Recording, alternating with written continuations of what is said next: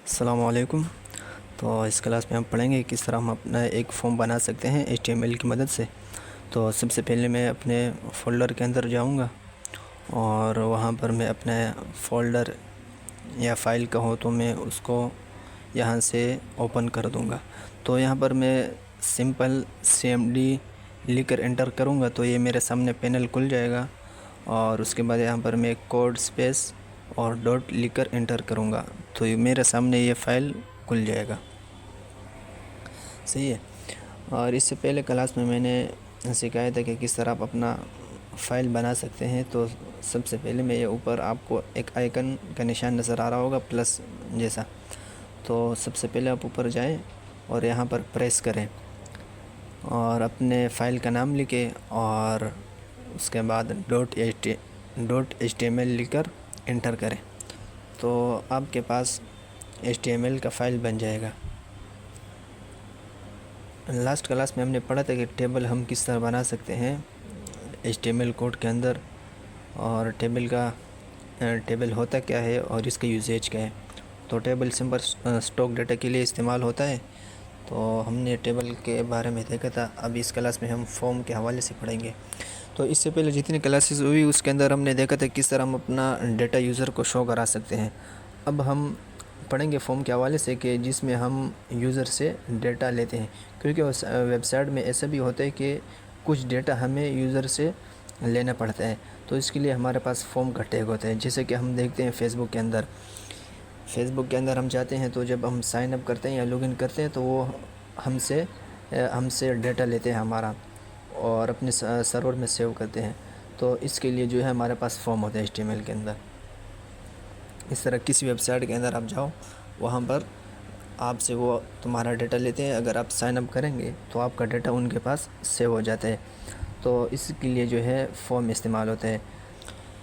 यहाँ पर मैं एक फॉर्म का टैग बनाऊँगा और चूँकि ये भी एक कंटेनर टैग है, इसका भी ख़ुद काम नहीं होते। जैसे कि मैंने पहले भी बता चुका हूँ कई मरतबा के कंटेनर टैग जो होते हैं उनका अपना कुछ काम नहीं होते। इस तरह हमारे पास ये एक फॉर्म भी इसी तरह ही है। और जब मैंने फॉर्म लिखा तो मैंने कोड को बताया कि मैं जो है एक फॉर्म बनाने जा रहा हूँ। सही है। तो इसमें सबसे पहले हमारे पास आते हैं एक इनपुट। सही है। इनपुट आपने देखा होगा किसी वेबसाइट के अंदर, जैसे कि या आप फॉर्म समझ लो कि उसके अंदर हम टेक्स्ट वगैरह लिखते हैं। जैसे कि हमारे पास फेसबुक के अंदर दो इनपुट होते हैं, एक पासवर्ड का और एक टेक्स्ट का, जिसके अंदर हम जीमेल या नेम वगैरह लिख सकते हैं। तो इनपुट का काम सिर्फ सिंपल यही है कि इसके अंदर हम कुछ इनपुट कर सकते हैं और फिर इसके अंदर हमारे पास कुछ टाइप आती है कि वो टाइप यूज़ करके हम इनपुट का अपना जो टाइप है वो चेंज करते हैं। फिर हम इस इनपुट से टाइप के ज़रिए से हम पासवर्ड इनपुट भी बना सकते हैं और इससे हम ईमेल इनपुट भी बना सकते हैं। कई तरह की इसकी टाइप है कि जो अब हम पढ़ेंगे इस क्लास के अंदर। यहाँ पर मैं इसको टाइप दूंगा टेक्स्ट। सही है। ये फॉर्म के अंदर हमारे पास फर्स्ट इनपुट होते हैं, उसको हम टाइप देते हैं कुछ इस तरह, यानी एट्रीब्यूट बनाते हैं टाइप का और उसके अंदर हम टेक्स्ट लिखते हैं। तो आप देख सकते हैं कि हमारे पास एक इनपुट आ गया। तो ये मैंने सिंपल इसको टाइप टेक्स्ट दिया तो इसने इनपुट का जो इसका अपना टाइप था वो चेंज कर दिया और इसने टेक्स्ट का टाइप इस पर अप्लाई कर दिया। तो इसके बाद मैं एक इसको नाम दूंगा, यानी नेम इनपुट। सही है। ये आप देख सकते हैं, मैं इसमें कुछ भी लिख सकता हूँ। और दूसरी अहम बात कि ये भी हमारे पास जो है इनपुट ये सेल्फ़ क्लोजिंग टैग है। जैसे कि एक बार मैंने पहले बताया था जिसमें हमारे पास एक HR का टैग आया था सेल्फ़ क्लोजिंग टैग के अंदर, और इस तरह हमारे पास एक इमेज का टैग आया था। तो इसकी सिंपल अलामत ही ये है कि इसके अंदर आपको फॉरवर्ड स्लैश नज़र नहीं आएगा। सही है। तो इनपुट जो हमारे पास है ये सेल्फ़ क्लोजिंग टैग है, इसमें आपको फॉरवर्ड स्लैश का निशान नज़र नहीं आएगा। सही है। तो मैं यहाँ पर एक दूसरा इनपुट बनाऊँगा और उसको मैं टाइप दूँगा ईमेल के नाम से।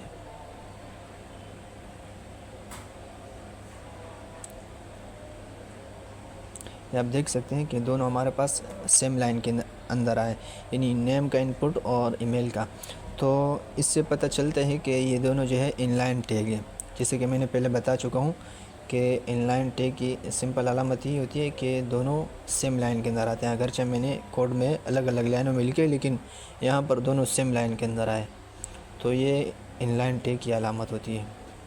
यहाँ पर इसके अंदर कुछ फासला दूंगा तो उसके लिए मैं BR का टैग लगाऊंगा, और जो BR का टैग है ये भी हमारे पास एक सेल्फ क्लोजिंग टैग है, सही है। तो ये आप देख सकते हैं इसमें दरमियान में फासला है, इसने लाइन चेंज कर दी होगी। और जैसे कि मैंने बताया कि फॉर्म एक कंटेनर टैग है, सही, ग्रुपिंग के लिए इस्तेमाल होते हैं। अगर हम इनपुट इसके बाहर लिखेंगे फिर भी ये काम करेगा, सही है, ऐसा नहीं कि काम नहीं करेगा। सिंपल फॉर्म हम इसको ग्रुप बनाने के लिए इस्तेमाल करते हैं कि हमें पता चले कि ये कोई चीज़ बन रही है, कि ये हमारे पास टेबल है या क्या चीज़ है, तो इसलिए हम ग्रुपिंग के तौर पर इसको कंटेनर के तौर पर इसको इस्तेमाल करते हैं, सही है। तो मैंने यहाँ पर एक तीसरा इनपुट बनाया और उसका मैं टाइप कर दूँगा पासवर्ड, सही है। टाइप हमारे पास क्या है, ये सिंपल हमारे पास एक एट्रीब्यूट है। किसी टैग के अंदर हम एट्रीब्यूट बना सकते हैं। इसके हवाले से मैंने एक क्लास जो है ली थी, आप देख सकते हैं प्लेलिस्ट के अंदर। तो ये आप देख सकते हैं कि हमारे पास जिस तरह हम देखते हैं फेसबुक के अंदर या इस तरह किसी भी वेबसाइट के अंदर हम देखते हैं पासवर्ड का जो हमारे पास इनपुट होता है, तो वही बनकर आ गया। ये सिंपल, ये जो काम किया हमारे पास, ये सिंपल टाइप नहीं किया कि अगर हम पासवर्ड इनपुट के अंदर अभी कुछ लिखेंगे तो वो हमें नज़र नहीं आएगा। क्योंकि इसके हमने टाइप चेंज की है, इसकी टाइप हमने पासवर्ड रखी है, तो हमें इस वजह से कुछ नज़र नहीं आएगा। तो टाइप का एक्शन ये होते हैं, सही है। हमारे पास 3 इनपुट बनकर आ गए। अब हमारे पास इसमें एक लेबल होता है। लेबल का काम क्या होता है, तो हम देखेंगे कि लेबल का काम क्या होता है, सही है। तो लेबल के अंदर हमारे पास एक फॉर के नाम से एट्रीब्यूट होते हैं, और इसके अंदर जैसे कि आपने देखा होगा कि किसी इनपुट के साथ पासवर्ड लिखा होता है या नेम लिखा होता है। जब आप उस नेम पर क्लिक करते हैं या पासवर्ड पर, तो उसका जो इनपुट है वो सिलेक्ट हो जाता है। तो सिंपल जो लेबल है हमारे पास ये इसी काम के लिए आते हैं। तो मैं नेम को जो है इसके अंदर रखूँगा। अब जो नेम के ऊपर क्लिक करेगा तो नेम का जो इनपुट है वो सिलेक्ट हो जाएगा। लेकिन सिर्फ इसमें ये करना होगा कि फॉर एट्रीब्यूट के अंदर हम एक नाम देंगे, और वो नाम जिस इनपुट को हमने सेलेक्ट करवाना होगा उसके अंदर हम आईडी का एक एट्रीब्यूट बनाएंगे और उसके अंदर यही सेम नाम लिख देंगे।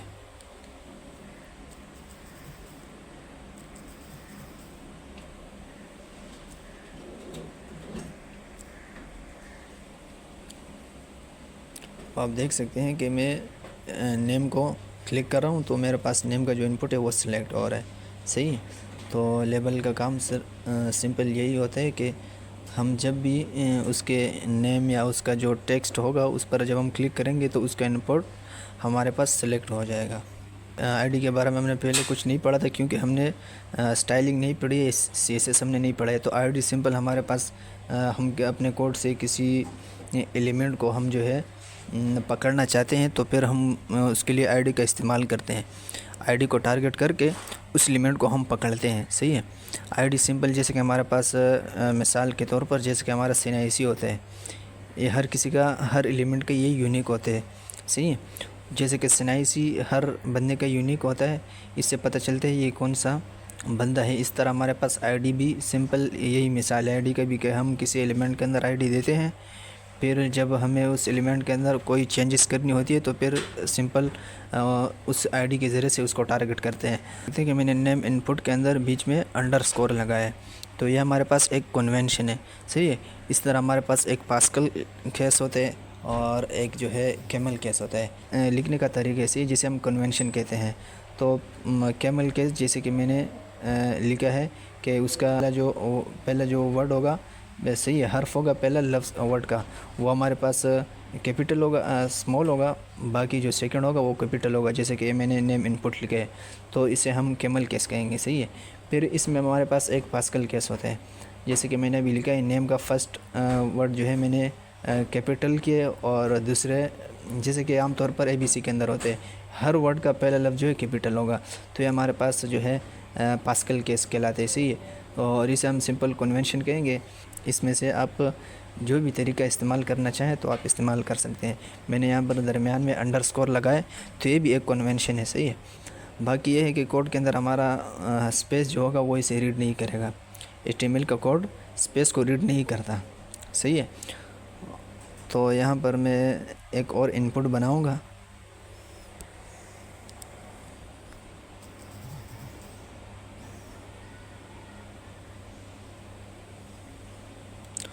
और उसके अंदर मैं कुछ इस तरह उसका टाइप सबमिट रखूँगा, और मैं इसके अंदर वैल्यू दे सकता हूँ। अब मैं जाऊँगा तो ये आप देख सकते हैं मेरे पास एक बटन की शक्ल में एक इनपुट आ गया, सही है। तो ये आप देख सकते हैं कि मैंने ईमेल के अंदर कुछ टेक्स्ट लिखा है, और यहाँ पर मुझे कुछ इस तरह एरर दे रहा है कि आप जो है पूरा ईमेल लिखें। तो ये सिंपल जो है टाइप का ये काम होता है कि वो टाइप के अंदर अगर आप ईमेल लिखेंगे, किसी इनपुट के टाइप के अंदर आप ईमेल लिखेंगे तो फिर क्या होगा, फिर ये इस तरह इशू देगा, सही है। ये सारा काम फिर ख़ुद संभालेगा। अगर वो ईमेल किसी ने नहीं लिखा होगा तो ये उसको आगे जाने नहीं देगा, सही है, फॉर्म सबमिट होने नहीं देगा। अब मैंने यहाँ पे पूरा जीमेल आईडी लिखा तो ये देख रहे हो आप, ये सबमिट हो रहा है, सही है। तो हमारे पास एक फॉर्म की शक्ल बन गई, सही है। अब सवाल पैदा होता है कि हम इसको सेंड कहाँ करेंगे। सेंड के बटन पर अगर कोई दबाते है तो लाजमी सी बात है ये कहीं जाएगा। तो कहाँ जाएगा, इसके लिए हमारे पास जो है फॉर्म के अंदर एक एक्शन का एट्रीब्यूट होते हैं, सही है। तो बटन तो सिंपल इस तरह बनाया जाता है, मैंने वहाँ पर इनपुट में बनाया, लेकिन असल जो बटन बनाने का तरीका है वो ये है कि हम इसका अपना टैग है बटन का, उसके ज़रिए से हम बटन बनाते हैं।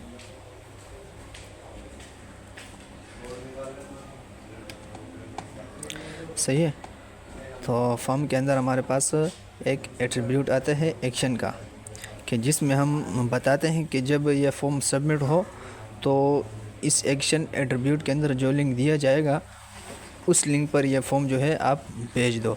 अब जो भी ये फॉर्म के सेंड के बटन पर क्लिक करेगा तो ये जो एक्शन के अंदर हमने जो भी लिंक दिया हुआ होगा तो ये सिंपल इस फॉर्म को उधर भेज देगा, सही है।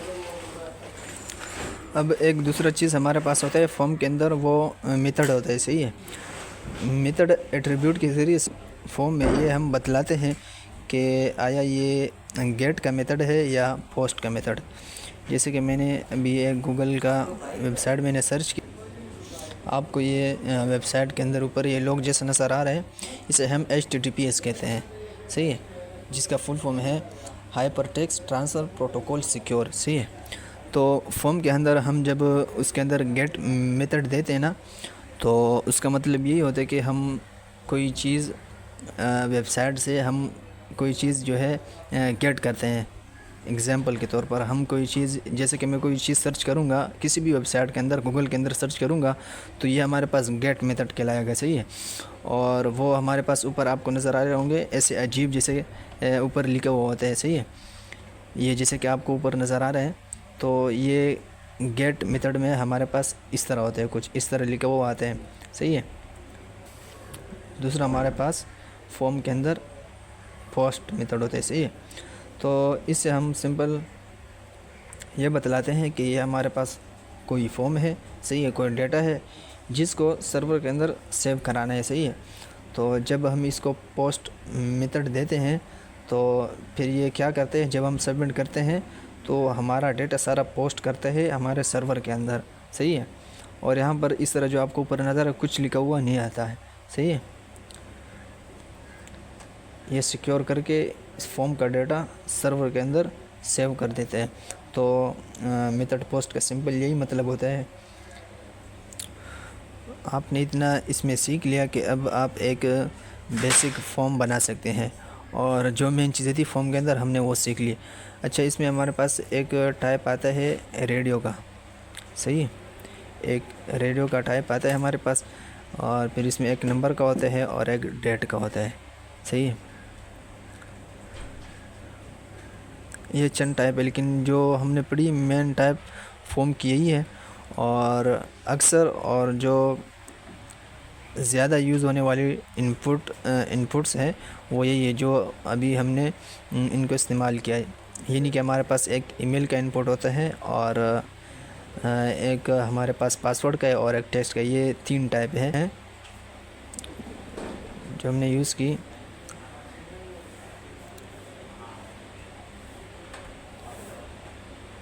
तो ये चंद टाइप है फॉर्म के, आप देख सकते हैं। ये हमारे पास W3 स्कूल एक वेबसाइट है। इसमें आपके लिए इन लोगों ने बहुत ज़बरदस्त इन लोगों ने एक प्लेटफॉर्म बनाया हुआ है कि इसके अंदर आप कोई चीज़ अगर आपको समझ में नहीं आ रहा है तो आप उसके अंदर एडिट करके उसको देख सकते हैं कि ये काम किस तरह करते हैं। उसके अंदर आप ख़ुद इस्तेमाल करके देख सकते हैं। सही है। यहाँ पर आपको जो भी कोई चीज़ समझ में नहीं आता हो तो आप W3 स्कूल के अंदर भी आप जो है वहाँ पर सर्च कर सकते हैं, तो वहाँ पर भी आपको कुछ इन्फॉर्मेशन इसके मुतालिक मिल जाएगी। सही है। तो रेडियो का जो इस्तेमाल होता है वो सिंपल कुछ इस तरह होता है कि हम 3-4 इनपुट बनाते हैं रेडियो के। इन्हीं सिलेक्शन के लिए सिंपल जो हमारे पास रेडियो का इस्तेमाल होता है किसी चीज़ को सेलेक्ट कराने के लिए, जैसे कि मिसाल के तौर पर मेरे पास 3 चीज़ें हैं, उनमें से किसी एक चीज़ के सेलेक्ट के लिए हम जो है रेडियो जो हमारे पास रेडियो टाइप होता है 3 चीज़ों में से, या इस तरह 3 चीज़ों से ज़ायद ले लो, इन्हीं सेलेक्ट के लिए सिंपल हमारे पास रेडियो यूज़ होता है। सही है। तो मैं एग्ज़ाम्पल के तौर पर यहाँ पे कुछ इस तरह बनाऊँगा।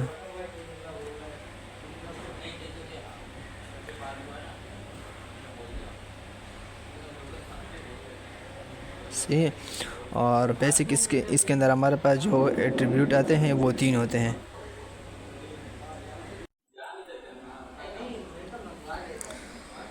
तो ये हमारे पास जो है रेडियो का एक इनपुट होता है जिसके अंदर हम 3 एट्रीब्यूट ऐड करते हैं सिंपल। सही है। आप देख सकते हैं एक जो है इसमें हमने एक टाइप का बनाया हुआ है, दूसरा हमारे पास आईडी का है और तीसरा जो है नेम का है, और चौथा 4 एट्रीब्यूट, चौथा जो हमारे पास है वो वैल्यू का है। सही। टाइप का तो सिंपल मैंने आपको बताया कि टाइप के अंदर हम किसी चीज़ का टाइप चेंज कर सकते हैं। सही। हमने यहाँ पर इसका रेडियो टाइप रखा है। और आईडी का भी मैंने समझाया कि आईडी का क्या काम होता है। सही है।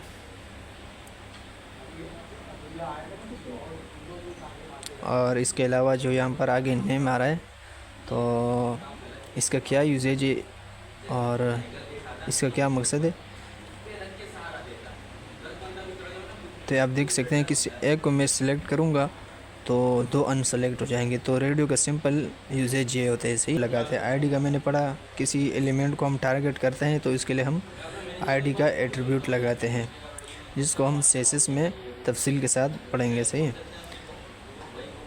और बाकी जो हमारे पास नेम है आप देख सकते हैं यहाँ पे फेव लैंग्वेज तीनों में आया हुआ है। सही है। फेव लैंग्वेज, तो इसका मतलब ये है कि जब हम किसी एक को सेलेक्ट करेंगे तो दूसरा बाय डिफ़ॉल्ट जो है वो अनसेलेक्ट हो जाए। अगर मैं नेम इसके अंदर नहीं लिखूँगा तो फिर अगर मैं किसी एक को सिलेक्ट करूँगा फिर दूसरे को सिलेक्ट करूँगा तो वो पहला वाला अनसेलेक्ट नहीं होगा।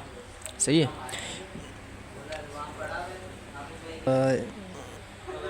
लेबल का मैंने आपको बताया था कि हम जब किसी इनपुट के नाम के ऊपर हम प्रेस करते हैं तो वो सिंपल वही हमारे पास जो होता है इनपुट वो सिलेक्ट हो जाता है। जैसे कि मैं यहाँ पे क्लिक कर रहा हूँ तो ये रिएक्ट का सिलेक्ट हो रहा है। सही है।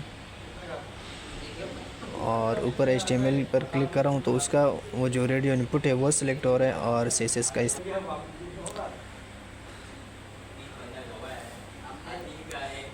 इसकी जब आप ख़ुद प्रैक्टिस करेंगे तो आपको सही मालूम हो जाएगा इसका क्या काम होता है। जब देखो मैंने पहले से नेम उड़ा दिया। सही है। तो आप देख सकते हैं पहला अभी अनसेलेक्ट नहीं हो रहा है, दूसरा तीसरा तो अनसेलेक्ट हो रहा है। जब एक सेलेक्ट होता है दूसरा अनसेलेक्ट हो जाता है, लेकिन पहला वाला अनसेलेक्ट नहीं हो रहा है। वजह क्या है इसकी?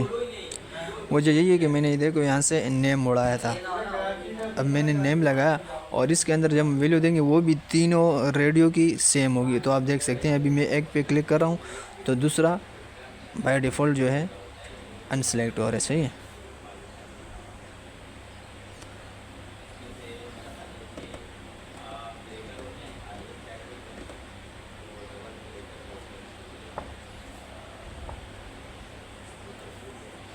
तो ये हमारे पास कुछ बेसिक टैग थे फॉर्म के हवाले से। अब आप इनके ज़रिए से एक फॉर्म बआसानी बना सकते हैं।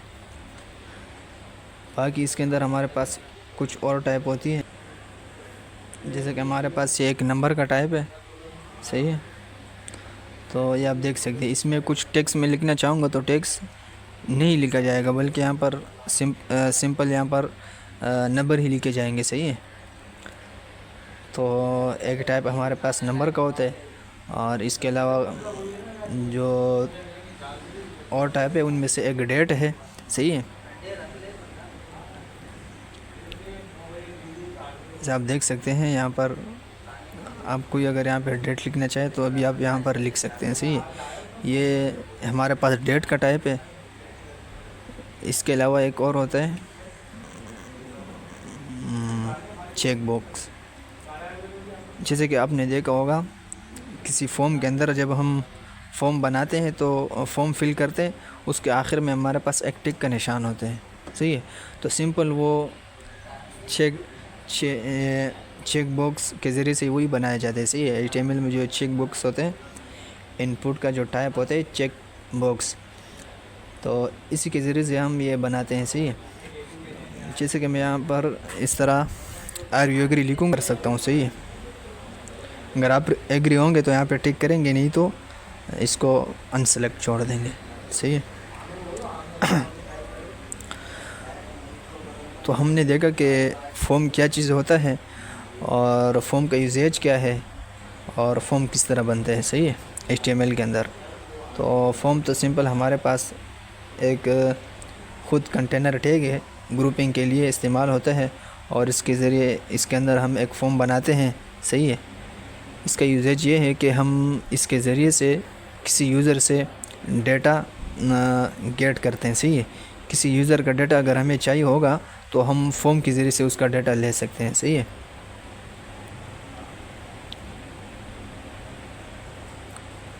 अगर आप यहाँ पर आए W3 स्कूल में और यहाँ पर कुछ सर्च करें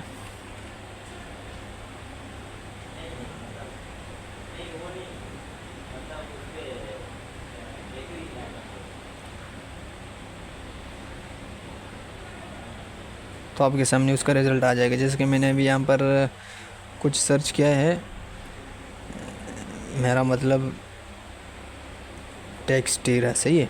ये भी हमारे पास एक टैग होता है फॉर्म के अंदर, जिसका इतना ख़ास यूजेज नहीं होता। तो अब हम HTML के अंदर अपना एक फॉर्म बना तो सिंपली हमारे पास फॉर्म था